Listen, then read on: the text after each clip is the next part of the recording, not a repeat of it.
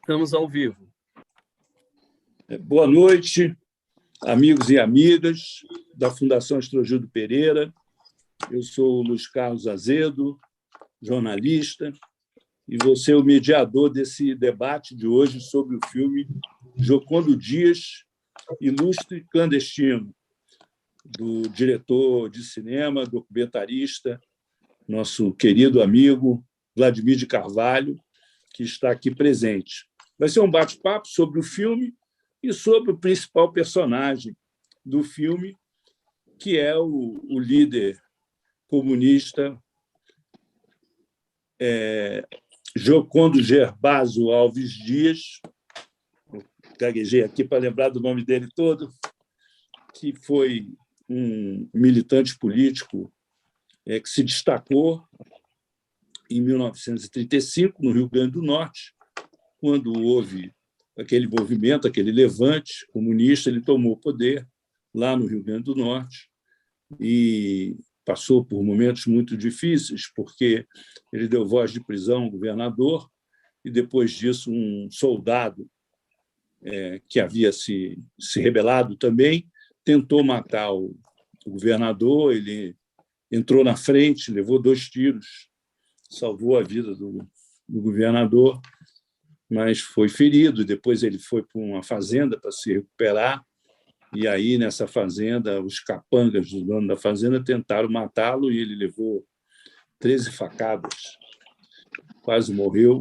numa luta corporal, e assim ele se tornou um sobrevivente, né, daquela situação, e, ao mesmo tempo, um mito entre os militantes comunistas da época, por causa da...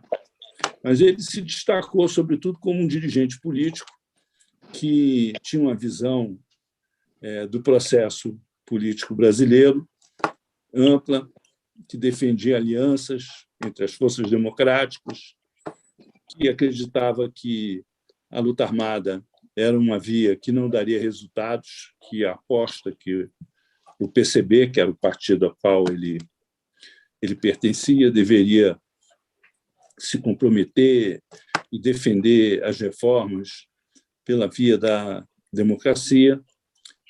Mais tarde, ele se tornou secretário-geral desse partido. Um momento muito importante do filme é aquele em que houve uma violenta repressão, né, contra o PCB, em meados da década de 1970, e ele ficou completamente isolado aqui no país, e muitos dirigentes foram mortos, 12 dirigentes do Comitê Central foram mortos, milhares de militantes foram presos. A direção que sobreviveu foi para o exílio e foi preciso montar uma operação para resgatá-lo, tirar ele aqui do país, e a pessoa que organizou tudo isso a partir da direção foi o nosso companheiro Zé Salles, que está participando aqui do nosso debate. Também estão convidados para participar do nosso debate, além do Zé Salles, a Dora, que foi quem aqui dentro do país organizou, localizou o Giocondo e organizou os contatos para que ele pudesse sair do país. Na época, uma operação dificílima. Ela veio de Genebra, contactada pelo Zé Salles. Eles se reuniram em Buenos Aires e depois ela entrou no país para tentar localizar o Giocondo, que ela conseguiu fazer com muito êxito. Também participam do nosso debate o Luciano Pinho, que é um dirigente político, foi membro do Comitê Central do PCB em São Paulo, que teve um papel importante na volta do Comitê Central ao Brasil, reorganizando o aparelho, a estrutura do Partido de São Paulo. O Takao Amano, nosso querido Takao, nosso amigo, foi membro do secretariado do Comitê Central do PCB. A história do Takao Amano é um pouco parecida com a do Giocondo. Ele dá um filme também. Pode anotar aí no teu caderninho, o Vladimir, porque eu estou aclamando. Foi um militante de esquerda que participou da luta armada ao lado do Marighella e depois fez autocrítica e voltou às fileiras do PCB, sendo membro do Comitê Central, do secretariado do PCB. A Dora, que está aqui também, né, nós já falamos dela. Eu não sei se o Frei Chico já entrou na sala. O Frei Chico também está convidado. O Frei Chico todos conhecem, né, um líder sindical de São Paulo, também ex-membro do Comitê Central do PCB. Foi dirigente lá em São Paulo, líder sindical, teve preso também em 75, e irmão do Lula, do ex-presidente Luiz Inácio Lula da Silva. E tem uma vasta experiência sindical e pode falar um pouco também dessa relação aí do PCB com o movimento sindical em São Paulo, com o próprio Lula, que, como todos sabem, não foi uma relação sem conflitos, sem choques, sem divergências e tal. Então, são esses os nossos protagonistas. Queria destacar aqui a presença do Caetano Araújo, que é o diretor-geral da Fundação Astrogildo Pereira, responsável pela organização desses debates, e o Renato Ferraz, que é o gerente de comunicação da Fundação, que também está aqui participando desse nosso encontro. Além do Eumano Silva, jornalista, amigo nosso, que está escrevendo, inclusive, um livro sobre a história do PCB nesse período da década de 70 para cá, da década de 60, segunda metade da década de 60 para cá. Feitas essas apresentações e essas considerações, vou passar a palavra para o Vladimir de Carvalho. Bom, boa noite a todos que estão nos ouvindo e vendo. Estamos aqui com um primeiríssimo time, né? Quase que um elenco. E eu daria, depois das considerações do Azedo, eu daria por visto o filme. Eu não vou fazer síntese do filme, porque seria talvez ocioso nesse momento. Eu gostaria de apresentar mais ou menos a história, vamos dizer assim, o que os jornalistas chamam bastidores, bastidores que começam em 2017, por exemplo, né? De como se organizou esse filme. É bom a gente fazer esse caminho, acho que proveitosamente para o nosso debate. Porque eu diante desse elenco aí, do Luciano Pinho, uma figura que tem a experiência política que tem, do Takao Amano, como o Azedo já frisou, não é? O jornalista é o Mano Silva, que está nos ouvindo e que está no encargo, ilustre encargo de fazer uma espécie de história do partido, né? O Caetano, que é o nosso coordenador, o Renato Ferraz, que está aqui coordenando uma parte disso, a Dora, que é sumamente importante para o nosso debate. E eu queria dizer, ouvindo o Azedo, eu fiquei com a ideia, e essa é uma ideia que é recorrente, todo filme se desdobra em outros filmes, você está entendendo? Isso aqui poderia ser o desdobramento num possível filme, vamos dizer assim, um Jocondo Dias Ilustre Clandestino 2, dado o elenco, dada a força e o entendimento e a experiência de todos, de José Salles, de todos que aqui estão presentes, né? Então, eu queria começar um pouco pelo início. Se eu me delongar muito, o Azedo, claro, pode... mas eu queria dizer o seguinte, tudo começou um pouco ao acaso, né? Eu estava numa tarefa pessoal e no meu métier, fazendo o lançamento de um filme que eu prezo muito, chamado Cícero Dias, o Compadre de Picasso, que é lançado, é um filme que está disponível no Now, que podia também ser visto, etc. Eu estava exatamente, que é um momento nevrálgico da história de um filme, é o seu lançamento comercial nas salas de cinema e tal. E estava, simultaneamente com isso, eu estava recolhendo material para um filme sobre a transposição do Rio São Francisco. Eu sempre fico provocando assuntos assim e estava a meio caminho desse filme, que eu ainda vou voltar a eles, quando fui convidado por Azedo e pelo Caetano, talvez mais pelo Caetano do que pelo Azedo, mas que estava nesse momento, para examinar uma entrevista que foi realizada com Salles, não podia deixar de ser, dada a história dele com relação ao Giocondo, e o Héctor Santarém, argentino, que foi responsável em Buenos Aires, na Argentina, pelo processo, pela forma como iríamos tirar o Giocondo do Brasil, o resgate de Giocondo para Moscou. Então, naquele momento, estavam em Brasília o José Salles e o próprio Héctor, eu ia dizendo Babenco, imagino que ilustre argentino, mas cineasta, Héctor Santarém. Não sei se era a propósito para dar essa entrevista. Acredito que era algum encontro em Brasília, ao qual não podia faltar a presença do José Salles, que está aqui conosco, e o Héctor, que era essa criatura. Tanto que, no início do filme, é tudo meio ao acaso, e esse nosso encontro aqui, o reencontro, resulta exatamente desse momento. Num momento exatamente, quase que bem no início do filme, aparece o Héctor, o José Salles e o Caetano entrando justamente na sala, hoje, Biblioteca Salomão Marino, no centro de Brasília. E aí começa. Então, eu fui convidado para examinar essa entrevista que foi feita pelo Caetano, se não me falha a memória, parece-me que produzida pelo Pedro Lacerda, e foi o pontapé inicial desse filme, que não estava programado para ser um filme. Me desculpe, eu estou fazendo um pouco a crônica da própria a história desse filme. Né? Então, aí, depois, conversa vai, conversa vem, isso passou-se, se não me engano, no final de 2017.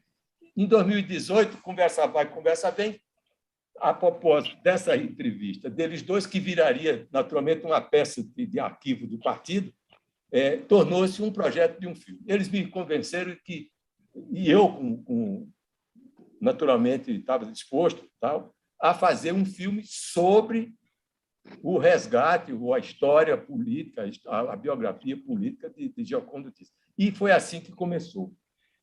Nesse momento, eu abandonado, aliás, até hoje, vou retomar uma hora dessas, o filme da transposição das águas do Rio São Francisco, que pode se tornar também um filme de fundo político, dada a situação.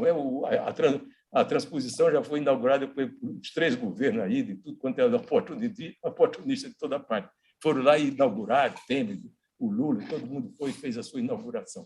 Bom, mas no processo eu comecei a entrevistar e descobri que eu próprio, o Dias, era para mim não um ilustre desconhecido. Eu tinha uma memória pessoal, digamos assim, e até afetiva, porque eu nasci em Itabaiana, que tem um entroncamento ferroviário, tem uma ligação de linha com Natal.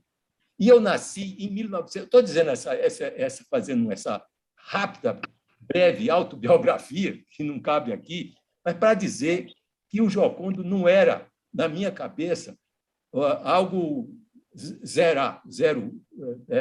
Era uma coisa que tinha a ver, porque eu nascendo em Itabaiana, o meu pai militando no partido, quando houve a intentona, o meu pai virou assim era um militante do partido e ele falava muito nisso. Quando eu tinha aí meus 10 anos, por aí afora, eu sabia que o meu pai era um fã ardoroso. O meu pai era uma pessoa que morava no interior, nessa Itabaiana natal, né? E ele recebia aquele capa preta que vinha trazendo um livro que o meu pai apanhava na estação do trem e varava à noite lendo aquele livro.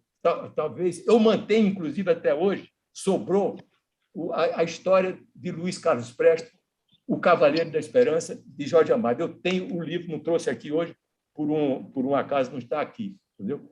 Oferecido a mim naquela época, né? E eu tive depois, quando eu fui me entendendo de gente, eu li esse livro. Bom, para dizer que o Cabo Vermelho foi uma constante, com variações e tal, que eu reencontrei num gabinete, talvez do Roberto Freire, aqui em Brasília, já fazendo gestões de gabinete em gabinete para fazer como chama, como chama, meu Deus do céu, a legalidade do partido. Desculpe a falha dele.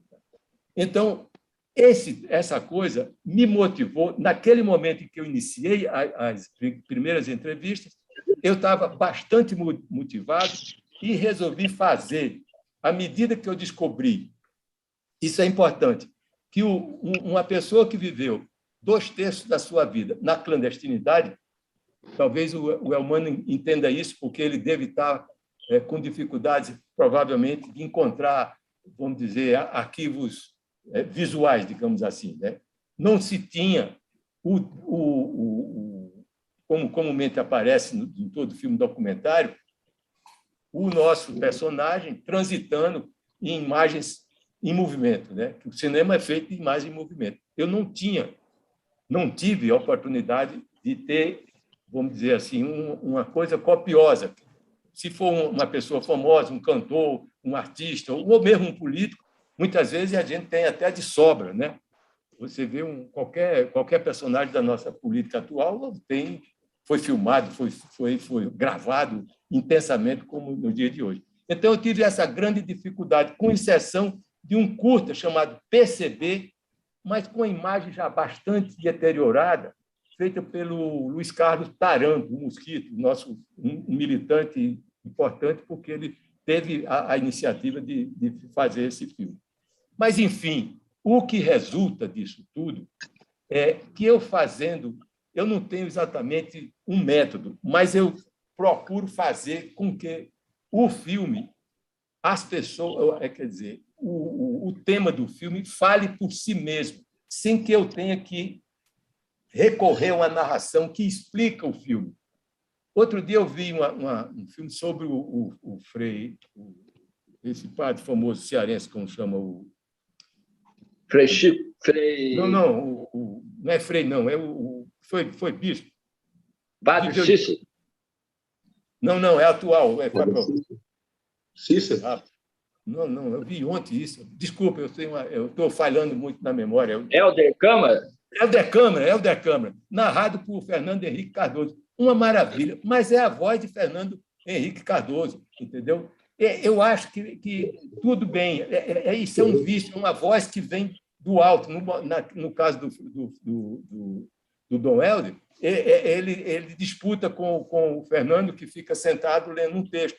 Então, eu procuro, como método pessoal, e isso é comum acontecer, eu procuro fazer com que o contexto da coleta de entrevista, dos cenários que a gente acontece de pegar, como no filme do Giocondo, os arquivos de ambientes, de ambiente urbano, revelando um pouco da época em que a pessoa viveu. Mas não tem propriamente o Giocondo em ação, porque ele viveu na clandestinidade, simplesmente. Entendeu? Então, essa sombra poderosa leva a uma espécie e empresta até uma força, porque resulta da conversa de camaradas, né? Alguns até já com muita idade, compreendeu? Conversando entre si, mas, por isso mesmo, curioso, porque surge daí essa figura fantástica que empunhou, digamos assim, pela sua história de vida, por aquela experiência de Natal, que praticamente só durou, em termos de governo vermelho, digamos assim, apenas 3 dias, né? E isso foi uma lição de vida para ele, que durou todo o tempo da sua existência, transformando ele num grande batalhador pela democracia, pelas suas propostas, que se antepõem, como o próprio Azedo aqui frisou, e eu quero reforçar isso. Está passando, assisti, coisa de uma semana atrás, o Marighella, que está nos cinemas, super badalado, é um filme que está fazendo muito barulho, E disso resulta um confronto que seria muito bom que todos pudessem assistir, naturalmente, o Gioconda, porque ele ficou... É um filme irmão do Marighella. É um filme que tem tudo a ver, uma história entra na outra. Não é? Sendo um filme que é quase um filme de ação policial, em que se desdobra um duelo entre Fleury e Marighella, enquanto passeia essa sombra no Gioconda Dias Ilustre Clandestino, num esforço, num empenho para mostrar a possibilidade que a gente tem do trabalho democrático, do Estado de Direito, dessas possibilidades que a gente tem, que representa a posição para toda a vida, desde que aprendeu lá na Intentona e que foi até o fim da vida, substituindo, inclusive, historicamente, Luiz Carlos Prestes no comando do partido e fazendo, apesar de ele não ter visto ou assistido a legalidade do partido conquistada por volta de 88. Bom, é isso. Desculpe eu ser tão autobiográfico ao mesmo tempo aqui, mas essa é a história que eu tenho o prazer de compartilhar com vocês. Bom, pessoal, vamos dar sequência aqui à nossa conversa. Eu vou passar a palavra para o Salles.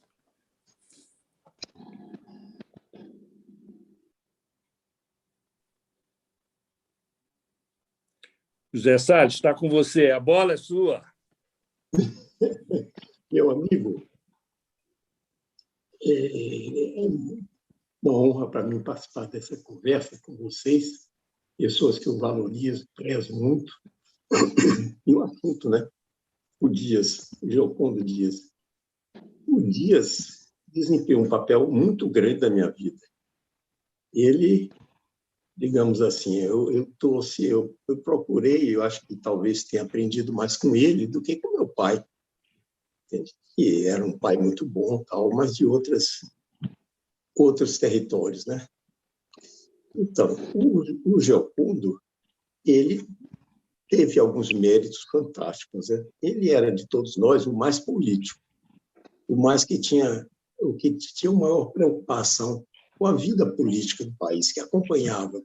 Ele era um grande leitor, além de livros, tal, era um grande leitor de jornais. Então, ele acompanhava o dia a dia da política com grande interesse, debatia política, gostava de política, e era um talento político que eu não conheço outro igual. Eu queria destacar também, já destaquei, que para mim teve uma importância muito grande. Aprendi muito com ele, foi momentos muito agradáveis. Uma pessoa, ele frequentava a minha casa, quer dizer, a casa que, tirando o aparelho dele, outra casa que ele mais dormia, era na minha casa.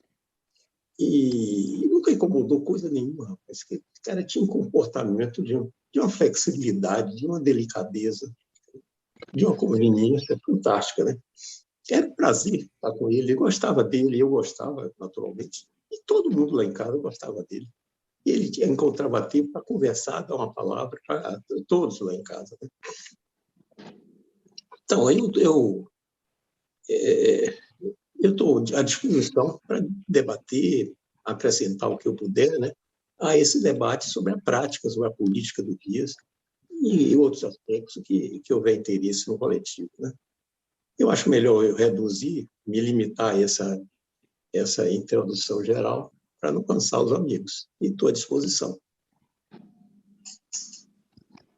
Olha, eu vou, então, dar sequência, pedir a Dora para falar um pouco sobre aquele episódio especificamente da situação em que o Gioconda se encontrava aqui no Brasil, depois das quedas de 75, que a direção foi para o exílio. Eu queria que ela desse um depoimento pessoal, não precisa ser descritivo, mas sobre como ela viu isso hoje, o que estava acontecendo ali naquele momento, como é que ela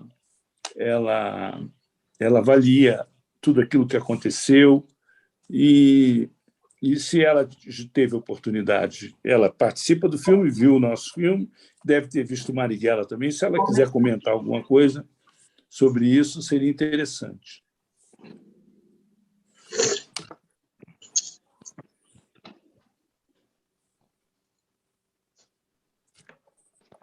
Oi, Dora.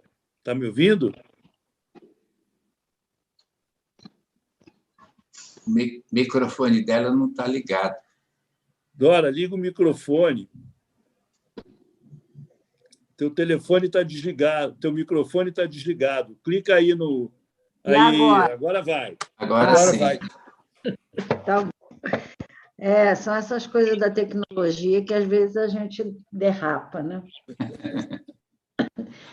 Não, olha só, então eu estava começando primeiro dando boa noite e começando a dizer que não viu Marighella, viu? Por enquanto, ainda não vi, não tive oportunidade de ver o Marighella, então não posso fazer comentário. Eu não sei bem, quer dizer, se todo mundo viu o filme, né, todos que estamos aqui nesse encontro, se todos viram o filme, eu não tenho muita coisa a acrescentar, né, além daquilo que está no filme. Eu acho que o Zé Salles teria contribuição maior para dar, porque ele estava atrás na organização da saída do Giocondo. E o que eu posso adiantar é que a gente estava vivendo um momento de um cerco muito grande da ditadura em cima do partido, do Partido Comunista, lógico, e muitas pessoas estavam sendo presas, caíram, alguns foram assassinados, e o Dias estava, obviamente, muito recolhido. Nesse sentido, foi que eu fiz a exigência, porque a gente não sabia o que estava acontecendo direito, né? Onde estava a situação que estava permitindo tantas quedas? A gente tinha noção de que havia infiltração, né, porque são quedas que, às vezes, não estavam tendo uma explicação muito razoável.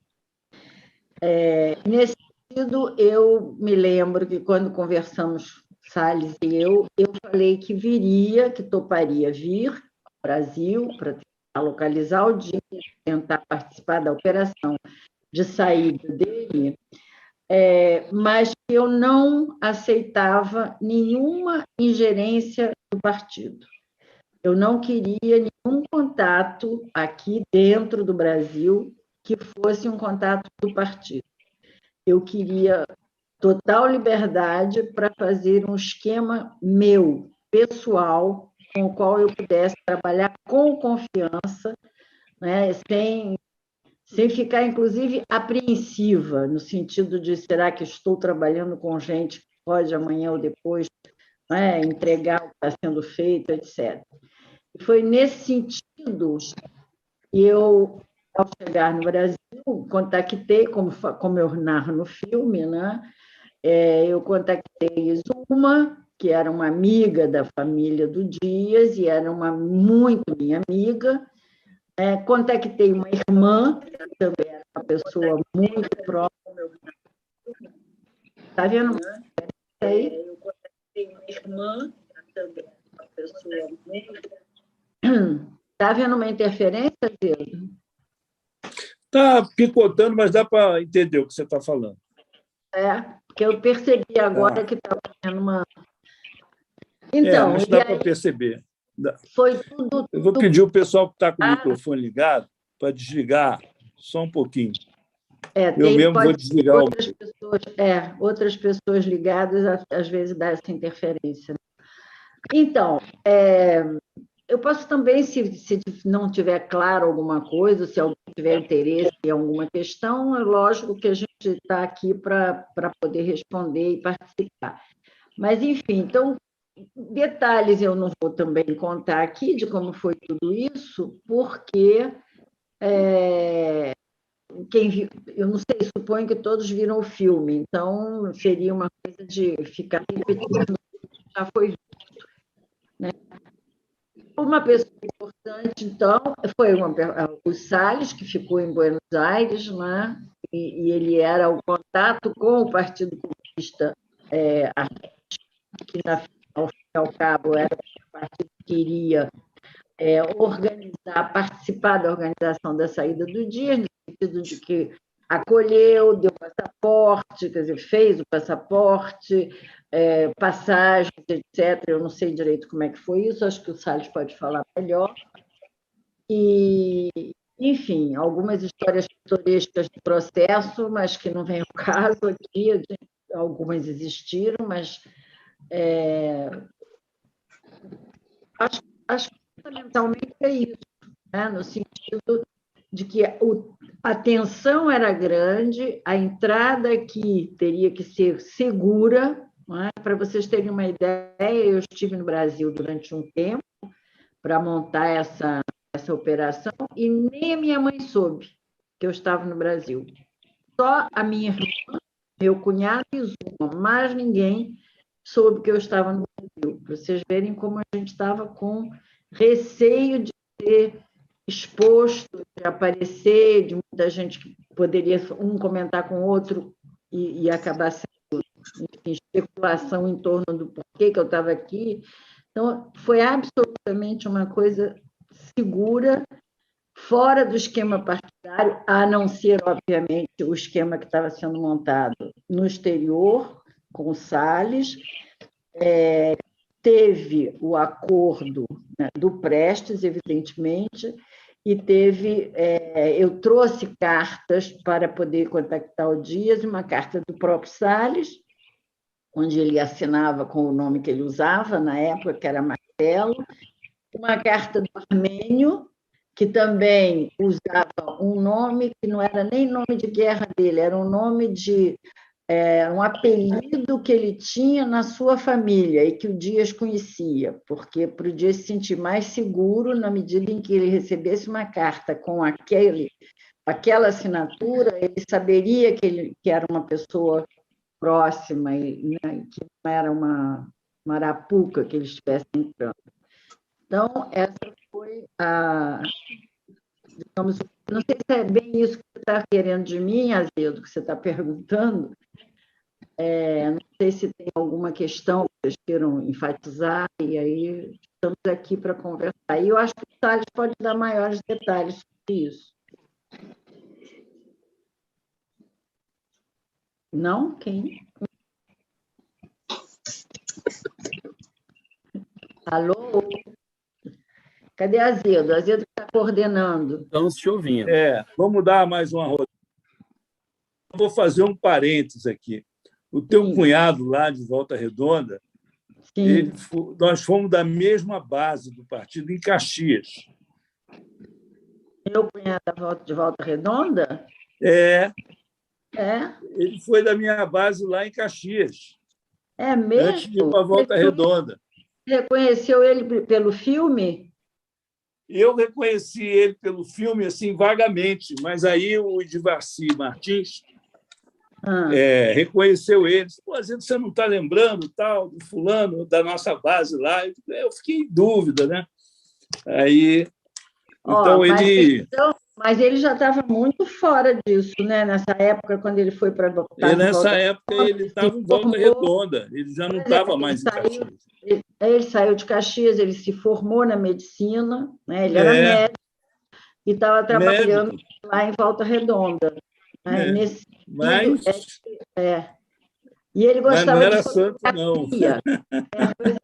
Ele gostava muito de fotografia, né? Por isso que eu pedi que ele fizesse as fotos, e para que não tivesse dúvidas, né, de que eu, ao embarcar, estivesse levando fotografia de alguém, eu fiz com que ele tirasse fotos minhas, porque se eu fosse pega, eu estaria com fotos minhas, e não fotos de ninguém. Mas a foto tinha que ser modelo para o passaporte argentino, porque a fotografia do passaporte argentino não tem a mesma forma, é meio de lado, assim. Então, nós tiramos um filme inteiro, a noite inteira ficamos fotografando me fotografando. Esse filme eu não tenho, né, porque eu levei, botei lá, entreguei para o Salles, para revelar e escolherem, para fazerem o...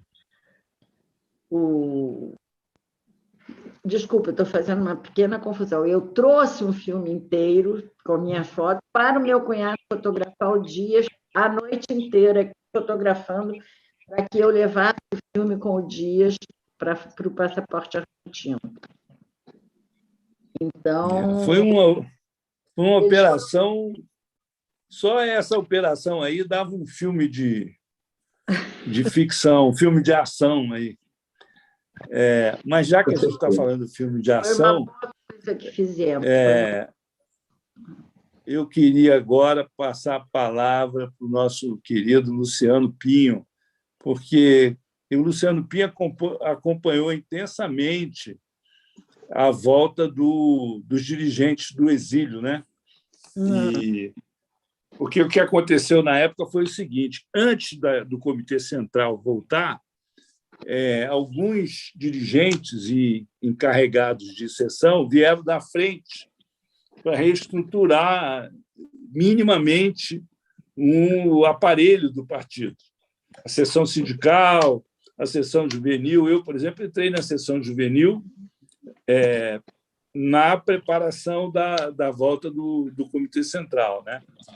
E o Luciano foi uma pessoa muito importante nesse trabalho de reestruturar o trabalho de direção e a rede de apoio à volta do Comitê Central de São Paulo. E aí eu queria que ele falasse um pouco dessa volta, né? Que o filme mostra a saída, né?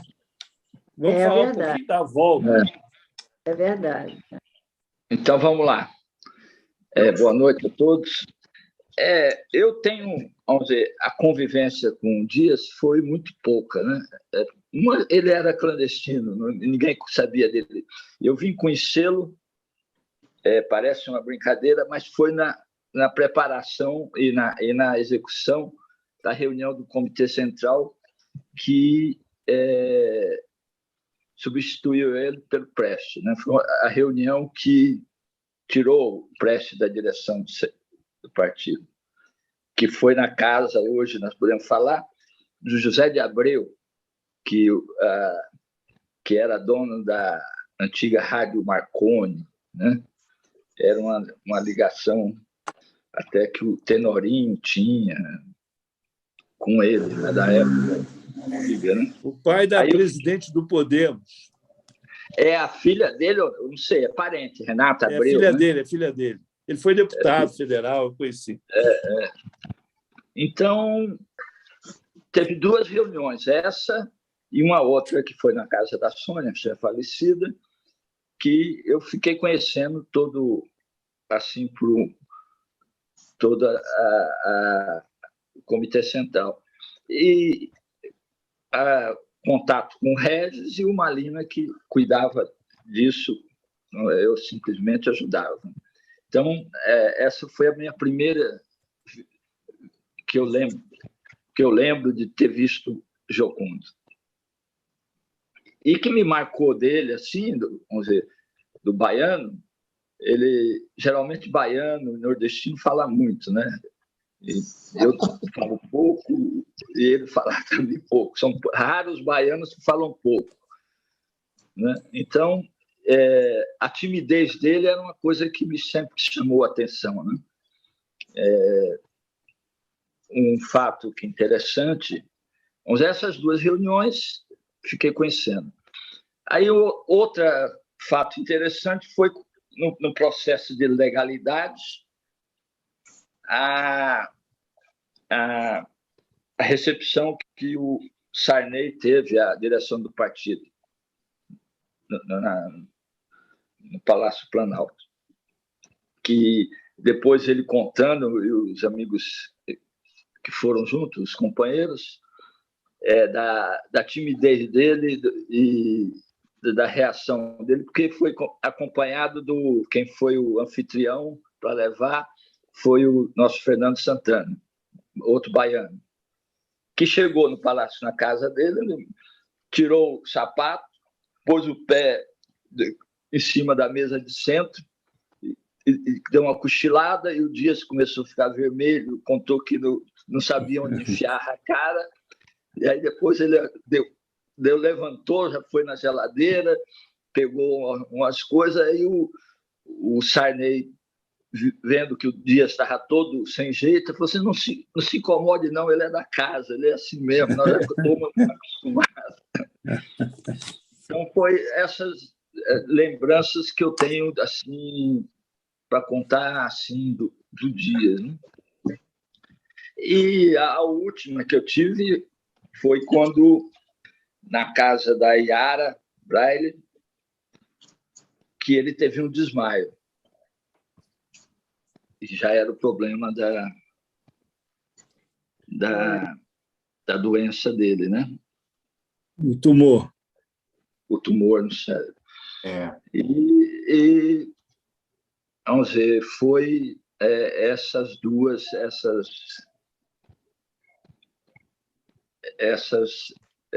mais ou menos a experiência assim que eu tive com ele, né? Muito pouco nesse sentido, né?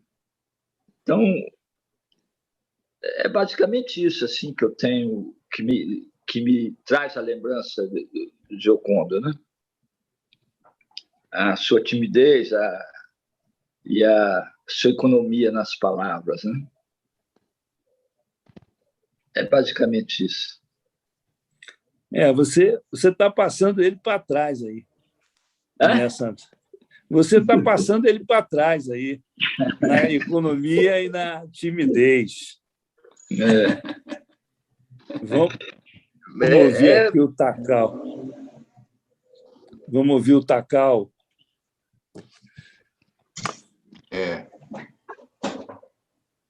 Boa noite, companheiros e companheiras, né?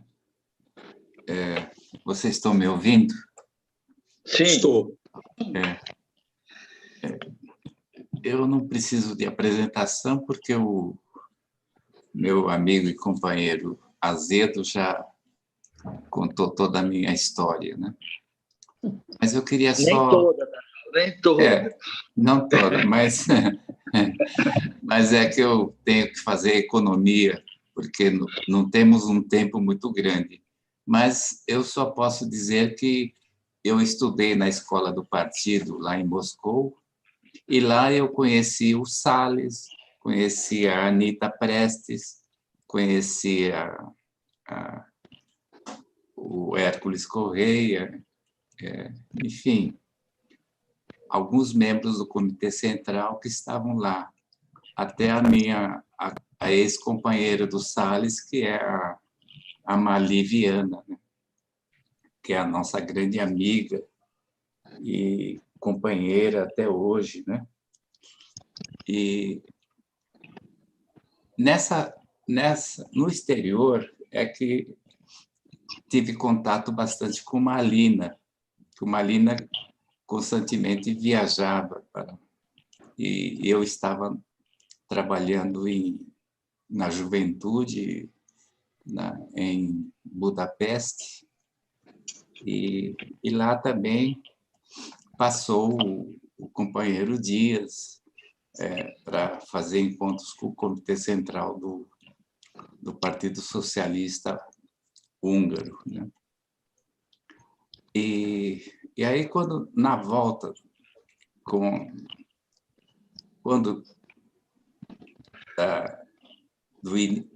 do começo da discussão sobre a anistia,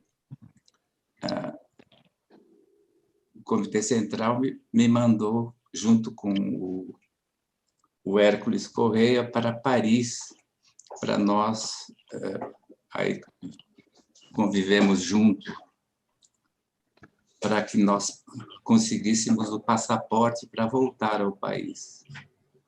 Aí pegamos o passaporte e a grande discussão naquele momento era se nós iríamos voltar nesse momento que está um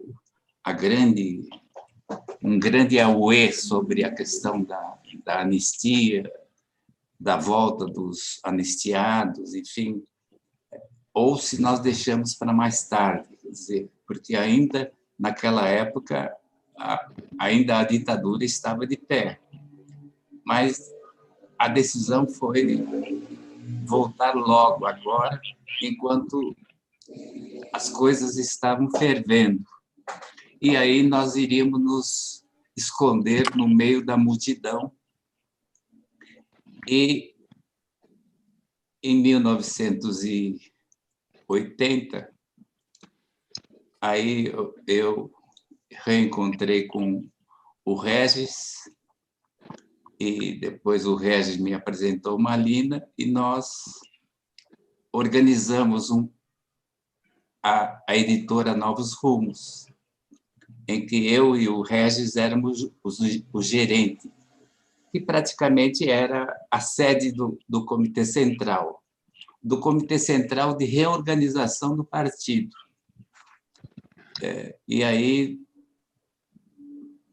eu fui eleito para o secretariado, junto com o companheiro Malina, e aí nós, nesse período, nós tivemos bastante relação com o Luciano, que nós chamávamos carinhosamente de Baianinho, e ele foi um grande apoio e suporte para a reorganização do partido. E eu acabei viajando para o Brasil inteiro, quer dizer, ou como assistente do Comitê Central, ou para fazer propaganda do jornal, e que o próprio Azedo, né, que era um dos jornalistas, dirigido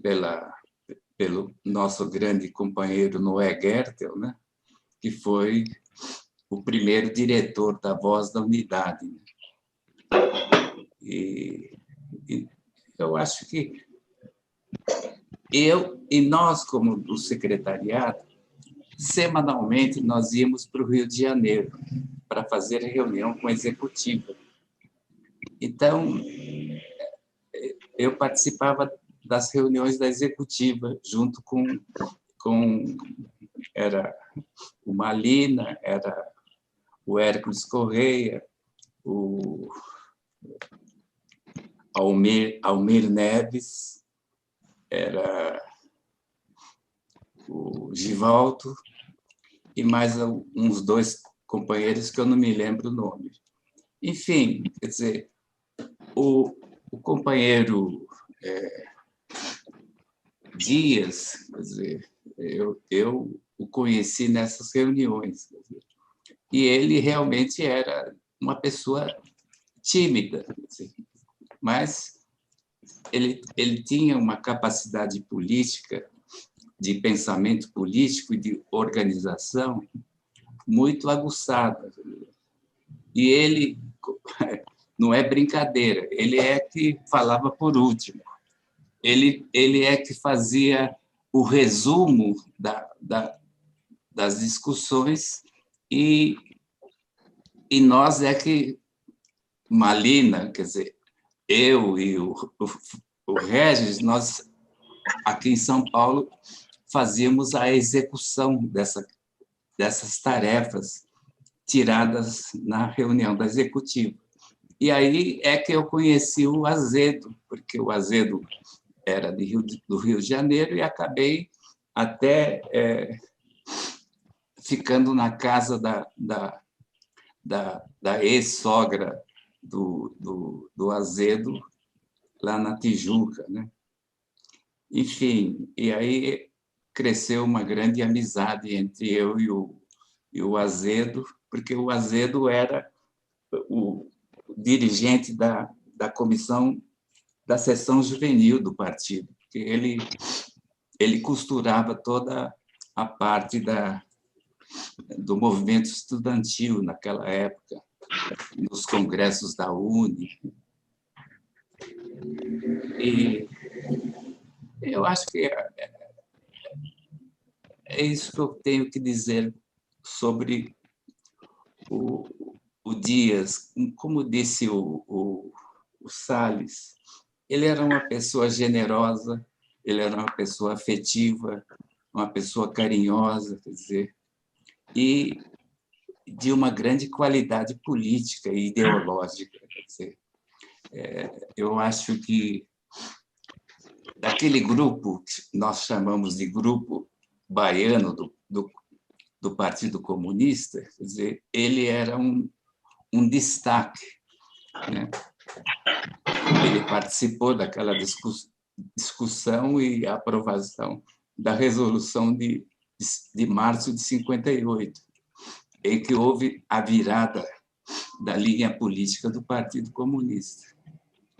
Agora, eu gostaria de destacar, quer dizer, a coragem, a perspicácia e a inteligência da nossa companheira Dora. Quer dizer, ela fez um trabalho, quer dizer, que nenhum outro militante conseguiria fazer. Quer dizer, ela tomou todos os cuidados, primeiro, para não se comprometer com nenhuma estrutura do partido, porque ela achava que já existia uma situação em que o partido estava meio minado.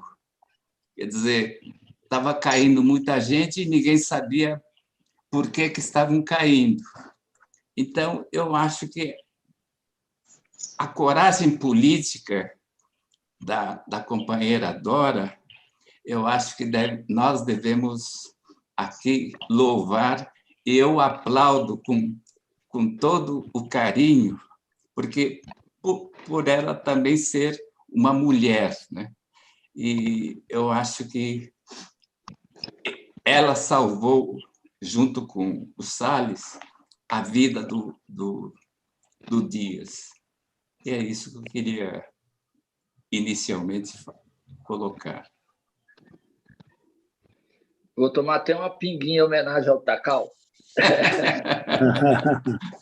Pessoal, olha só, o Frei Chico me mandou uma mensagem pelo WhatsApp, preocupado, porque ele tinha recebido o link, mas estava em dúvida se o link era realmente nosso, se era alguém querendo clonar o celular dele. Ele está falando isso porque o filho teve um problema de clonagem de celular e ele está meio ressabiado.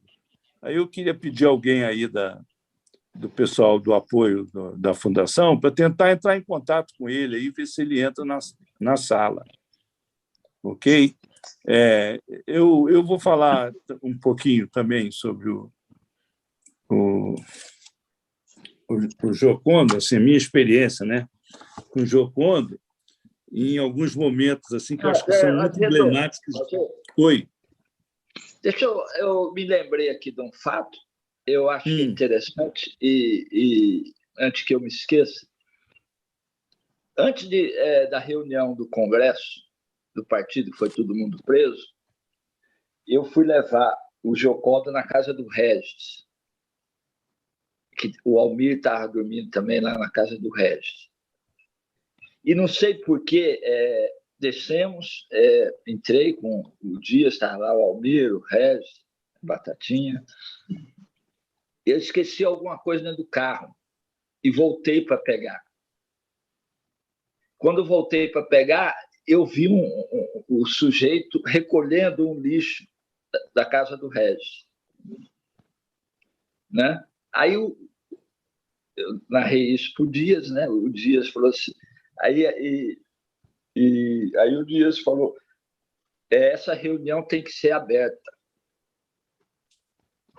Nós não podemos fazer reunião fechada, tem que ser aberta o máximo possível. Eu lembro dessa frase dele. E depois nós ficamos sabendo, no futuro, o Takal aí, que há meses já estavam recolhendo o lixo da editora Novos Rumos, lá da Voz na Unidade, da polícia. É isso. É isso aí. Eu conheci o Giocondo logo depois da anistia. Como eu falei, né, a seção juvenil foi reestruturada pelo Divaci, que era o encarregado, na época o assistente era o Hércules, antes da vinda do Comitê Central. Ele esteve aqui, conversou comigo, voltou. Quando ele foi para Moscou, quando voltou, ele já voltou para reestruturar a seção juvenil. Era ele, eu, um companheiro chamado Volmares Bastos, e depois o Takal vinha da FMJD de Budapeste. O Takal se incorporou à seção juvenil no começo da seção. Depois ele saiu, foi para o secretariado. E aí teve um evento no México sobre nova ordem econômica mundial e o organizado lá pela FMJD, os caras do PRI, e isso foi em 1980. E eu tive que ir para esse evento. Havia uma política da direção de pegar o pessoal que tinha ficado aqui dentro do país, que não tinha ido para o exílio, e mandar as pessoas participar dos eventos no exterior, porque havia uma tese no partido, no exílio, que era defendida pelo próprio Prestes, que o partido aqui dentro do país tinha acabado, que não tinha nada e tal. E não era bem verdade. Quer dizer, nós tínhamos reestruturado o partido. Do Rio mesmo, em 78, elegeu 3 deputados federais: Marcelo Cerqueira, Délio dos Santos, Modesto da Silveira. E, somando os eleitos nos estados, davam uma bancada de 12 deputados. Então, havia um partido com alguma representatividade, sindicatos, etc. E aí eu fui conversar com o Giocondo sobre como é que eu deveria me comportar lá nesse evento e tal. E o Giocondo, e aí perguntei para o Giocondo qual era a divergência que estava havendo com o Prestes, porque já tinha os rumores de divergência com o Prestes. Aí ele virou para mim e falou assim: vai lá e pergunta para ele. E aí eu fui. Eu fui perguntar para o Prestes qual era a divergência, né? E aí ele começou a defender aquelas posições que ele tinha e tal. Eu tinha sido educado, né, como a gente dizia, na linha do 6º Congresso, como quase todos os jovens que tinham permanecido no partido. Nós defendíamos ferrenhamente a linha do 6º Congresso. Conhecemos de trás para frente, né? Eu sei literalmente qual era o centro da nossa tática: é unir, organizar e mobilizar a classe operária e demais forças antiditatoriais na luta pela redemocratização do país. Está escrito lá na resolução do 6º Congresso. E o Prestes era contra isso. Era contra. E eu não conseguia entender aquilo, porque o que ele falava era uma coisa que eu não conseguia entender. Aí teve uma hora lá que eu fui argumentar com ele, ele ficou meio irritado, assim, encerrou a conversa e levantou para se despedir. Aí, quando ele levantou para se despedir, que eu me dei conta que ele era baixinho, porque eu me chamo Luiz Carlos por causa dele, né? Então, é uma coisa do mito, né? E foi assim, eu fiquei sabendo da divergência do Comitê Central com o Prestes, não pelo Giocondo, porque ele não me falou. Ele mandou eu conversar com o Prestes. E eu fui lá conversar. E é engraçado que, em outras situações, ele demonstrou assim, uma certa confiança política, né? E me tinha informação, me acompanhava e tal. Isso foi um episódio. Um segundo episódio interessante, mas muito engraçado, eu fui na casa dele, lá na Tijuca, né? Aí ele tinha uma poltrona assim, com a estante do lado. E nessa estante tinha uma coleção dos romances do povo. Aquele romance Foi Temperado Aço, A Colheita, Um Homem de Verdade, Moscou não crê em lágrimas, né? Aqueles livros, né? Os mortos permanecem jovens, enfim.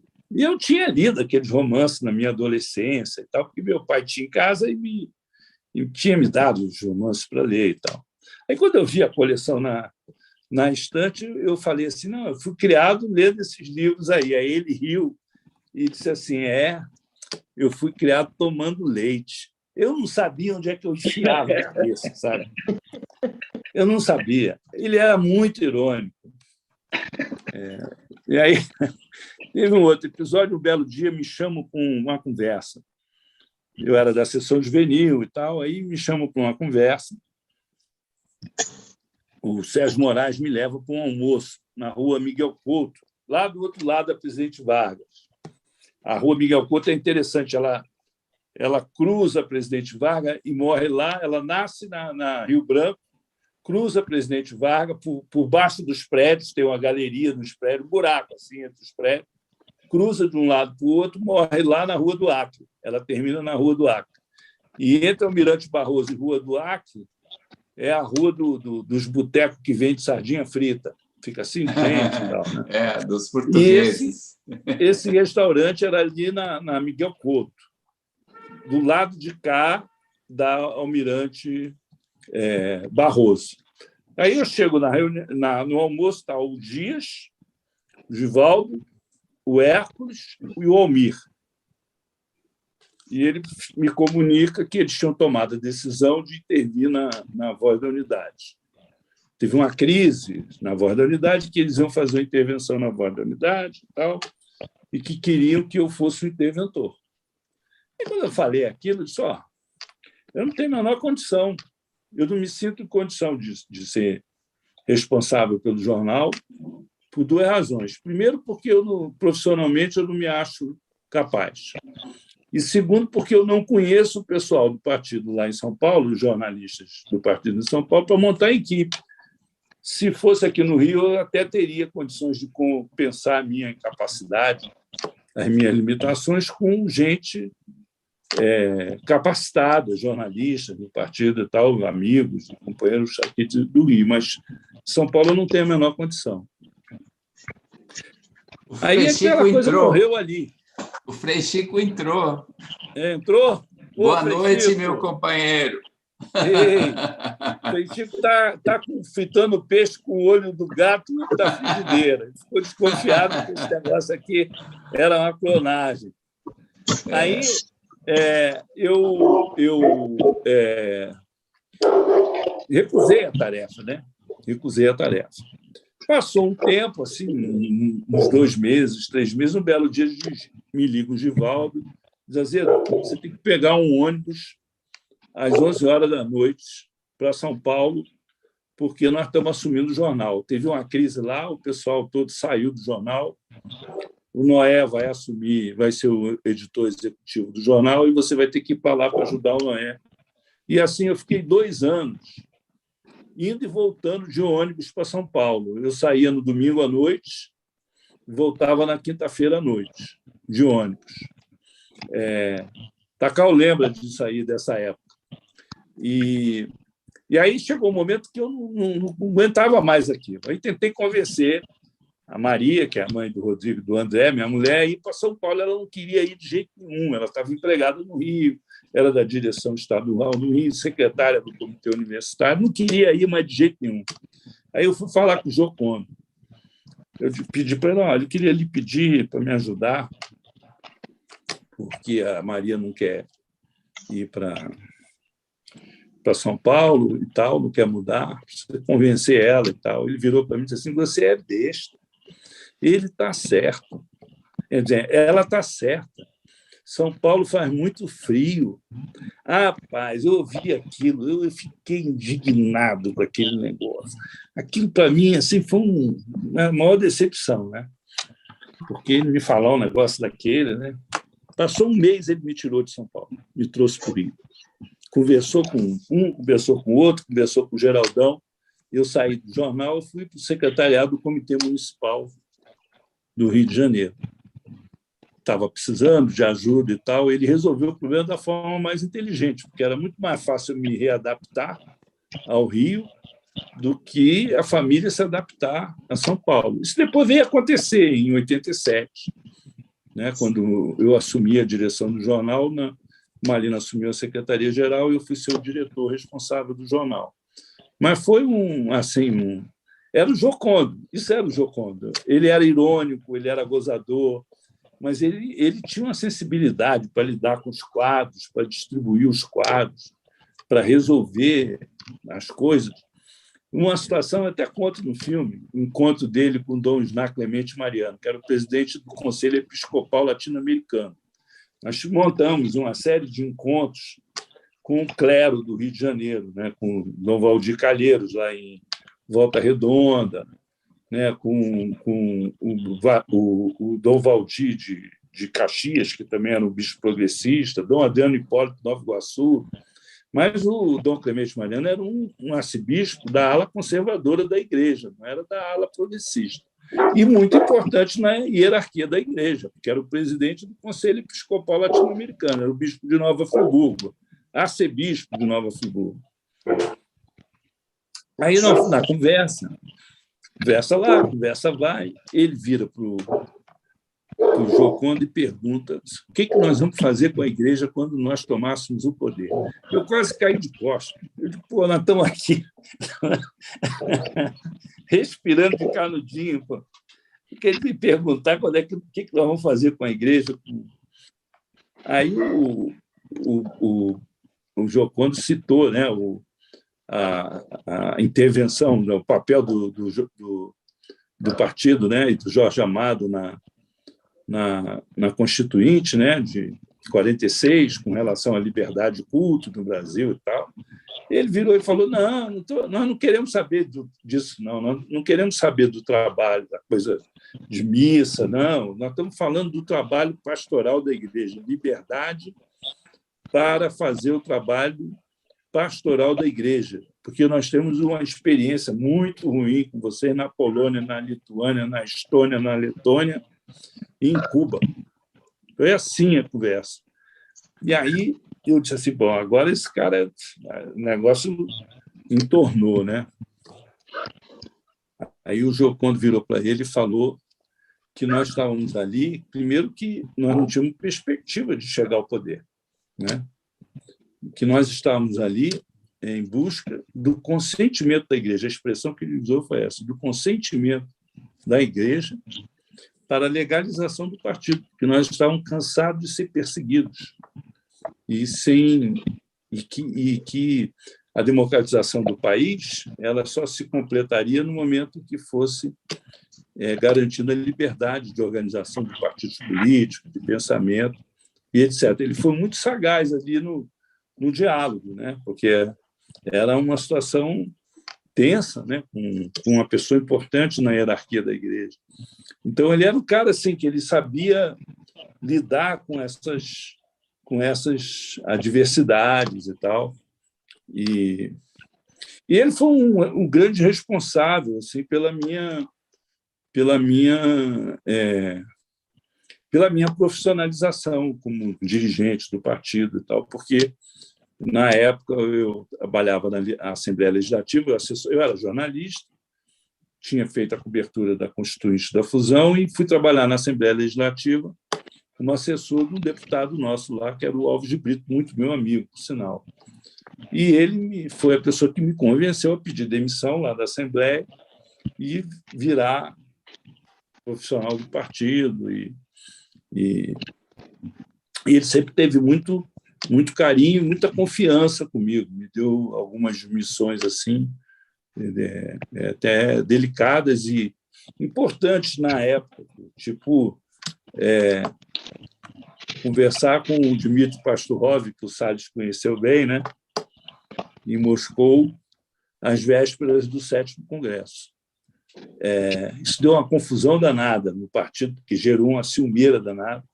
Ele queria, o Takal deve lembrar disso. O Dmitry queria saber quem é que ia ser o secretário-geral do partido. Se ia ser o Jocondo, se ia ser o Armênio, se ia ser o Hércules, que eram os três que havia, e eu falei para ele que eu não tinha nenhuma dúvida que o secretário-geral seria o Jocondo, porque era quem estava liderando o Comitê Central e tal. E por ter falado isso, na presença da Isabel e do Miguel, a Maria Salas e o Dibe, né, que Salles conheceu bem lá em Moscou, e eles contaram isso para o Geraldo, contaram para mais não sei quem, isso deu uma confusão danada. O Salles sabe pela própria pele, né, Salles? Que conversar com o Dmitry Pastore dá confusão. E foi a tarefa que o Jocôndo me deu. E eu fui. Então, para me dar a tarefa dessa, porque realmente confiava em mim. Sabe qual foi a orientação que ele me deu? Eu disse, não, ele disse, procura o Dmitry para tratar dessa coisa. Era um problema que estava tendo na FMJD. Aí ele virou para mim, só tem um detalhe, o que é? Ele vai querer saber do Congresso.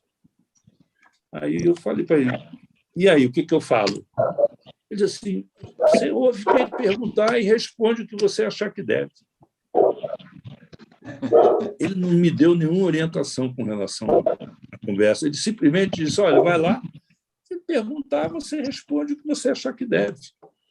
Então, ele era um cara, assim, que ele tinha uma intuição, uma capacidade de Ele delegava, lidar com essas coisas, muito delegava. Ele delegava.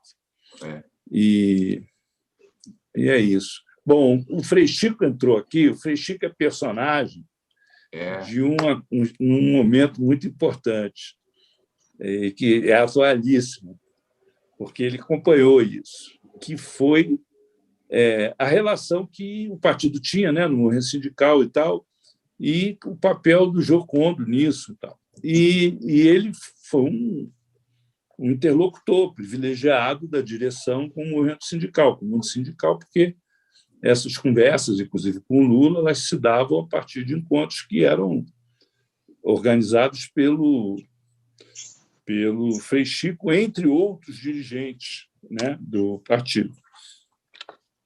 O Frei Chico, todo mundo aqui está falando um pouco do Jocôndo, do filme, quem viu o filme. Eu sei que você viu o filme, e aí eu gostaria muito que você falasse sobre o filme, o Frei. Azedo? Azedo, eu creio que o Frei Chico teve algum problema com o telefone, ele desconectou. Eu acho que ele teve algum problema com o telefone. Azedo, enquanto eu não vi ele sair. O Frei Chico, enquanto coloca o Frei Chico, eu posso fazer uma pequena sugestão? Pode. Tem o nosso amigo Persinoto. O Persinoto está entrando aqui, aí. O Frei Chico entrou? Ainda não. Eu posso sugerir uma coisa? Posso sugerir uma coisa aí? Pode sugerir. Não, é o seguinte, eu gostaria de ouvir o Salles fizesse um perfil da pessoa e da relação, como que aconteceu essa transação dele com o Hector Santarém para o resgate do Giocondo. E, juntando a isso, qual foi o impacto inicial da chegada de Giocondo em Moscou, como aconteceu e em que circunstância. Porque aí a gente retoma um pouquinho essa coisa do resgate, né, através desse perfil, dessa criatura que fala em castelhano no filme, né, e que me impressionou muito pela sua condição de dirigente lá, com a força total e já bastante em idade avançada. Né? Eu gostaria de ouvi-lo. Se for possível, depois a gente ouve o Frei Chico, talvez. É uma sugestão só. O Persinoto. O Persinoto teve muito contato com o Giocondo também na volta dele. Vamos lá.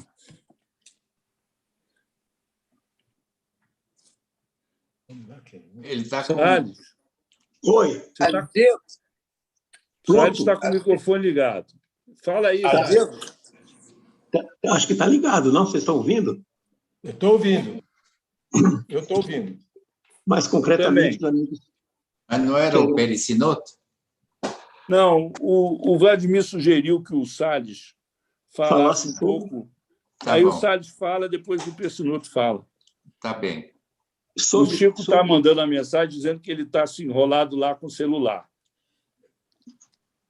Manda o link para ele de novo, para ele acessar o nosso grupo aqui. Me passa o contato dele, Azedo, que eu não tenho, por favor. Azedos, você sai e faz esse contato.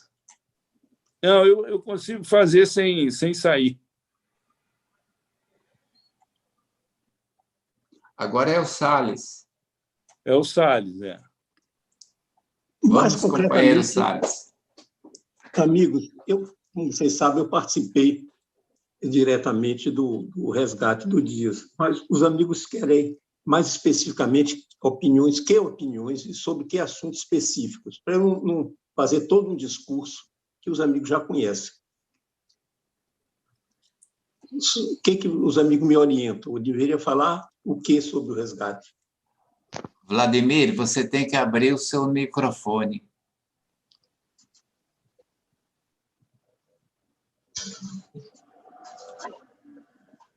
Tem que abrir seu microfone, Vladimir. Salles, você tem que falar sobre o teu encontro com o Hector e a chegada do Dias lá em Moscou. Foi isso que ele perguntou.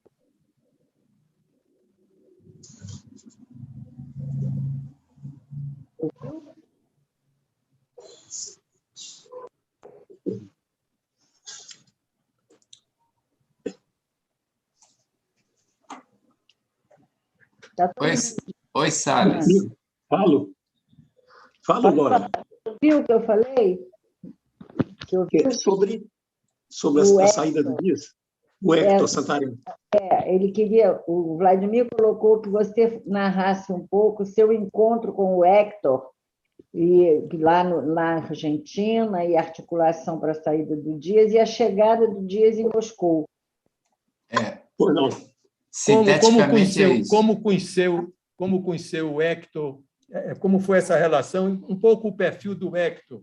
Eu tenho curiosidade, mas eu acho que outras pessoas gostariam de ouvi-lo. E depois, em Moscou, qual foi o impacto do Dias, a chegada do Dias e como isso aconteceu? Tudo bem. Eu vou começar pelo final. A chegada do Dias em Moscou. Foi uma chegada calorosa, com um carro na pista do avião, saudação, com uma chegada de um chefe de Estado, diria. Foi uma chegada muito feliz, muito alegre, foi prestigiado de toda forma. Foi a chegada do Dias em Moscou, certo? Com alegria, vamos dizer. O outro aspecto é o Hector. Sim? Exatamente. Sim. Tá. Meus amigos, a participação, como vocês sabem, a participação dos argentinos na retirada do Dias foi uma participação essencial.